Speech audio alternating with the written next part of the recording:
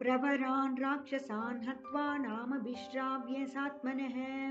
आगुलां नगरीं कृत्वा वयदयित्वा च रावणम् अर्दयित्वा बलं घोरं वैदेहीम् अभिवाद्य च आजगाम महातेजा पुनर्मध्येन सागरं पर्वतेन्द्रं शुनापं च समुपसृप्स्य वीर्यवान् जयामुक्त इव नाराशो महावेगो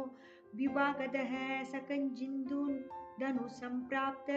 समालोक्य महागिरिं महेन्द्रं मेघशङ्कासं ननाद हरिपुङ्गव स पूरयामास कविर्दिशो दश समन्दत नदन्ना तेन महता मेघश्वनमहास्वनः सदं देशमनुप्राप्त सुहृतुर्दर्शनलालसः ननाद हरिशार्दूलो लाङ्गूल लञ्जाप्यगम्बय तस्य नानद्यमानस्य सुवर्णाचरिते पति बलवीदा वास्य घोषेण गगनं शार्गमण्डलं ये तु तत्रोत्तरे धीरे समुद्रस्य महाबलः पूर्वं संविष्टितासूरा वायुपुत्र दिदिर्षुव महतो वायुमुन्नस्य दोयदस्येव गर्जितं शुश्रुवुस्त तदा घोष मूरुवेगं हनुमत